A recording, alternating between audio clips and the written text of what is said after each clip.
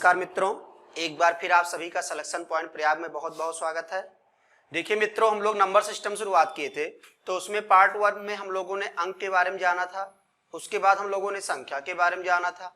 फिर संख्या के प्रकार हम लोग पढ़े थे और उसमें हम लोग पढ़े थे नेचुरल नंबर मतलब प्राकृतिक संख्या, होल नंबर पूर्ण संख्या, इंटीजर पूर्णांक संख्या।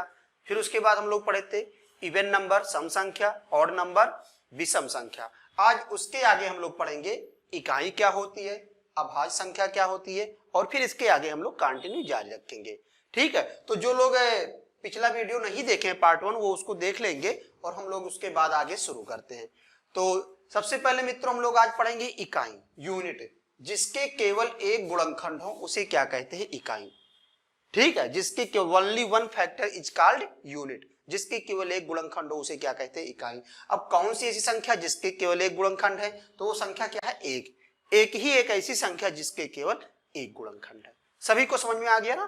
ठीक है, उसके देखो कैसे होता है एक ही एक ऐसी संख्या। जैसे मान लीजिए एक सिर्फ एक से कटेगा, लेकिन कोई कहे दो तो दो एक से भी कटता है, दो दो से भी कटता है। एक दुख के दो, दो एकम दो, तो दो को नहीं माना जाएगा मित्रों।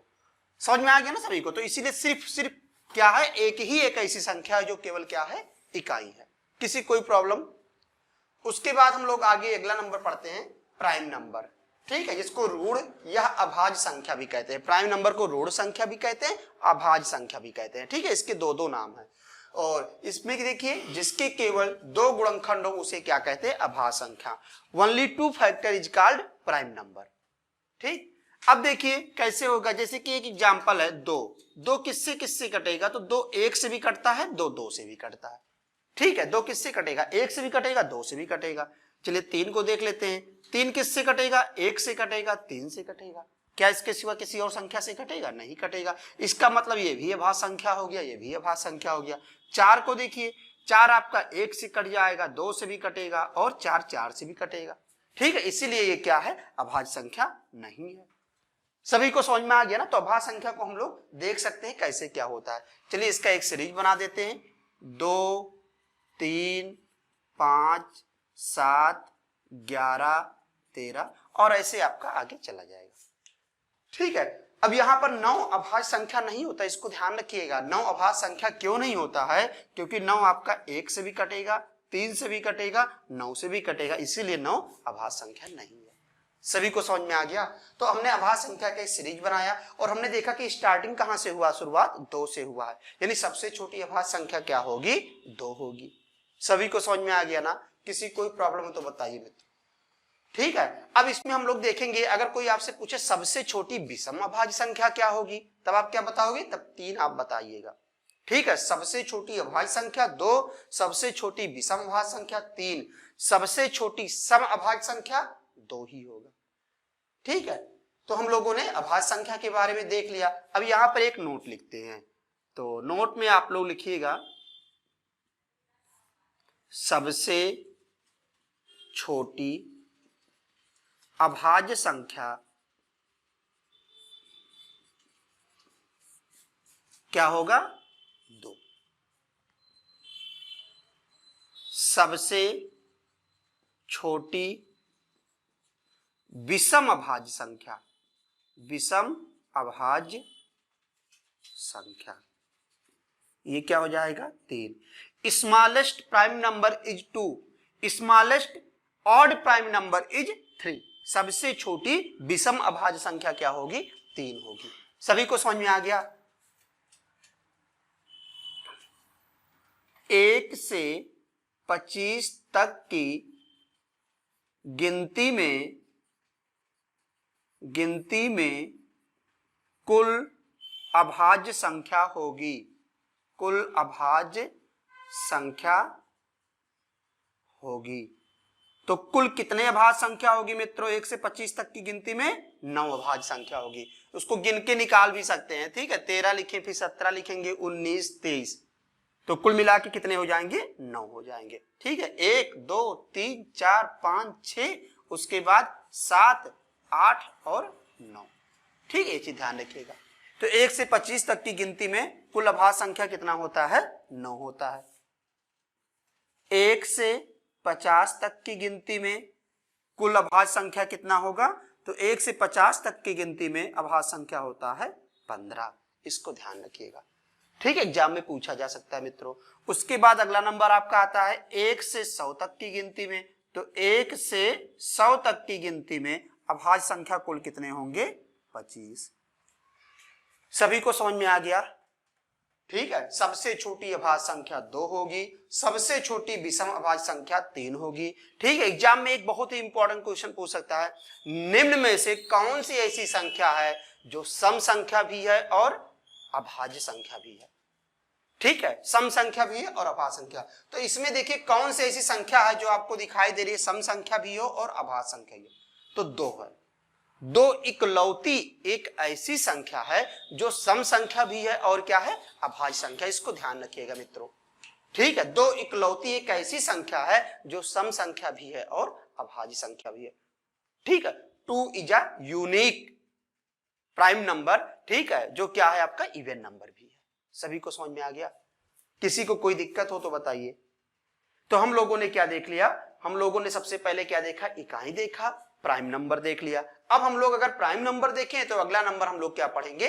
अगला नंबर पढ़ेंगे कंपोजिट नंबर देखेंगे। ठीक है, देखिए मित्रों, हम लोग अगला नंबर पढ़ने जा रहे हैं कंपोजिट नंबर, जिसको क्या बोलते हैं?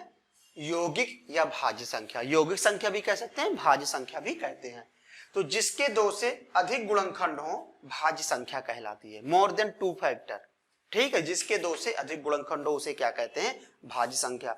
अब देखते हैं इसमें कौन कौन सी संख्या है। तो 4 के बाद क्या हो जाएगा? 6, 8, 9, 10, 12, ये संख्या है। 4 क्यों आपका यौगिक संख्या है? 4 देखिए आपका 1 से कटेगा, 2 से भी कट जाएगा और क्या होगा? 4 से। तो इसके कितने फैक्टर हो रहे हैं? 3 हो रहे हैं। 6 भी आपका होगा, 6 देख लीजिए, 1 से, 2 से, 3 से, 6 से। ठीक है, 9 देखिए, 9 आपका क्यों भाज्य संख्या? इसको भी जानिए। 9 1 से भी कट रहा है, 3 से भी कट रहा है, 9 से भी कट रहा है। तो मित्रों इसी प्रकार हम लोग देख सकते हैं ना, ठीक है, 8 को भी देख सकते हैं, 10 को, यानी किसी भी संख्या के अगर 2 से अधिक गुणनखंड हो जाए, फैक्टर हो जाए, तो संख्या क्या कहलाएगी? यौगिक संख्या कहलाएगी, कंपोजिट नंबर, जिसको भाज्य संख्या भी कहते हैं। सभी को समझ में आ गया? तो हम लोगों ने ये देख लिया इसका सीरीज एग्जाम्पल में, सबको समझ में आ गया। अब कोई आपसे जैसे पूछ ले एग्जाम में आ जाए परीक्षा में, सबसे छोटी भाज्य संख्या, तो क्या लगाओगे आप? 4। कोई पूछ ले सबसे छोटी विषम भाज्य संख्या, तब 9 हो जाएगा आपका आंसर। सबसे छोटी भाज्य संख्या 4, सबसे छोटी विषम भाज्य संख्या 9। इसको ध्यान रखिएगा। सभी को समझ में आ गया ना? ठीक है, ऐसे भी क्वेश्चन, नया क्वेश्चन बन सकता है, 3 के गुणज में सबसे छोटी भाज्य संख्या होगी। तो 3 के गुणज में सबसे छोटी भाज्य संख्या, 3 का पहाड़ा पढ़िए, 3 दूनी 6, 6 होगा, 3 नहीं होगा, क्योंकि 3 भाज्य संख्या होती ही नहीं है। ठीक है, इसको भी ध्यान रखिएगा। तो अब हम लोग इसमें नोट लिखेंगे। नोट में क्या पढ़ेंगे? सबसे छोटी भाज्य संख्या क्या होगी? सबसे छोटी भाज्य संख्या 4 होगी। सबसे छोटी विषम भाज्य संख्या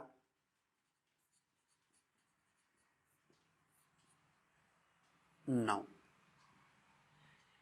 1 से 25 तक की गिनती में भाज्य संख्या होगी। तो देखिए मित्रों, इसको याद नहीं करना है आपको। 1 से 25 तक की गिनती में भाज्य संख्या कैसे निकालेंगे? एक आपका इकाई होता है और 1 से 25 तक की गिनती में अभाज्य संख्या हमको पता है 9। तो 9 और 1 10 घटा दीजिए तो कितना हो जाएगा आपका? 15 हो जाएगा। तो 1 से 25 तक की गिनती में भाज्य संख्या कितना हो जाएगा? 15। सभी को समझ में आ गया? 9 आपका भाज्य संख्या था और 1 आपका इकाई, तो 9 और 1 10 घटा दीजिए, बाकी जो बचेगा वो सब क्या हो जाएगा? आपका भाज्य संख्या। तो हम लोगों ने इसको भी देख लिया। अगला नंबर हम लोग देखेंगे 1 से 50 तक की गिनती में। आप लोग बताइए 1 से 50 तक की गिनती में कितने हो जाएंगे? देखिए 15 आपका अभाज्य था, 1 इकाई 16 घटा दीजिए तो कितना हो जाएगा? 34। ठीक है, 1 से 50 तक की गिनती में। 1 से 100 तक की गिनती में बताइए, 1 से 100 तक की गिनती में कितने होंगे? तो 74 होगा। ठीक है, 25 अभाज्य थे और 1 इकाई 26 घटा दिया गया तो क्या हो जाएगा, 74 हो जाएगा। 1 से 100 तक की गिनती में कितने भाज्य संख्या होती है, 74। किसी को कोई प्रॉब्लम हो तो बताइए। सभी को समझ में आ गया?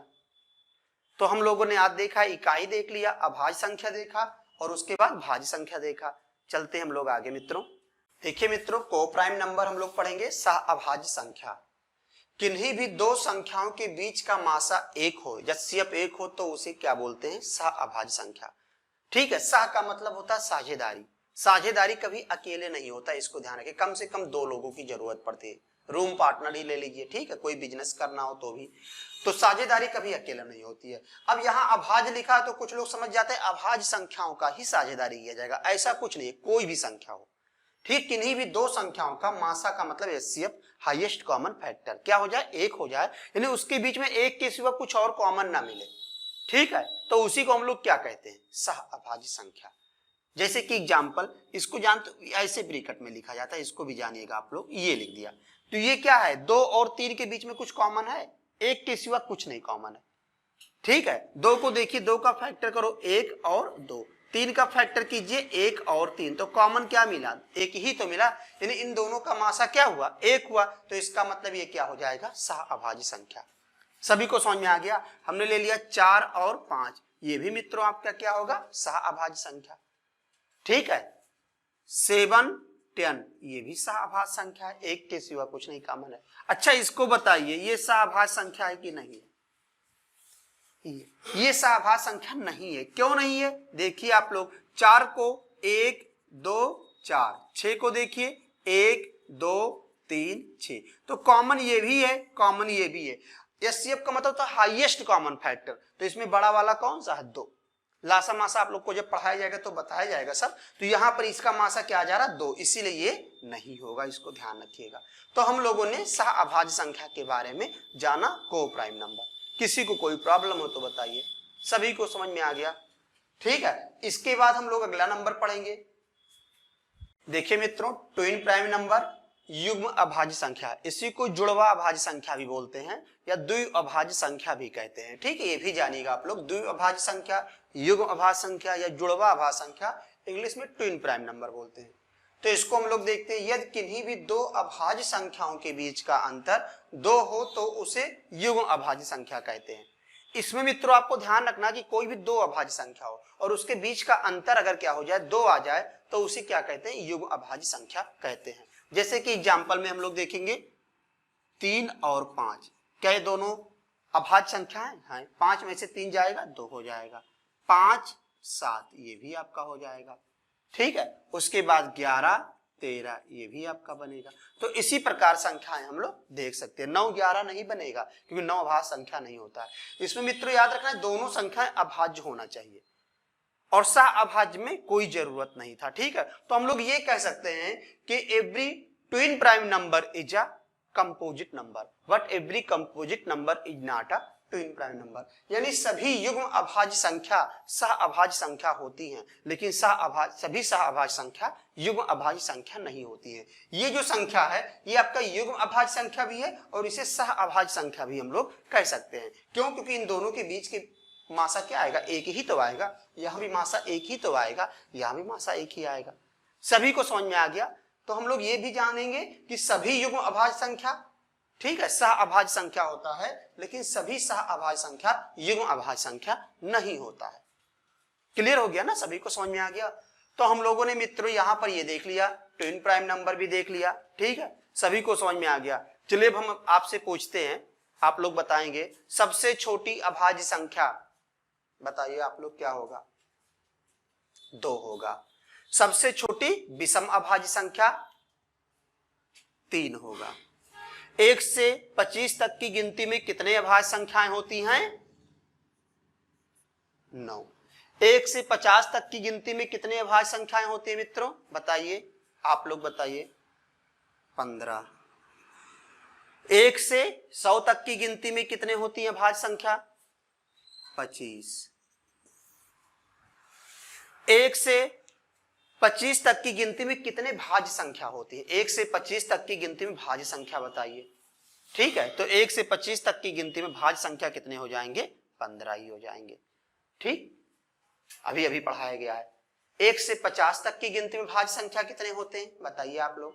34। 1 से 100 तक की गिनती में भाज्य संख्या कितने होते हैं? 74। सबसे छोटी भाज्य संख्या 4।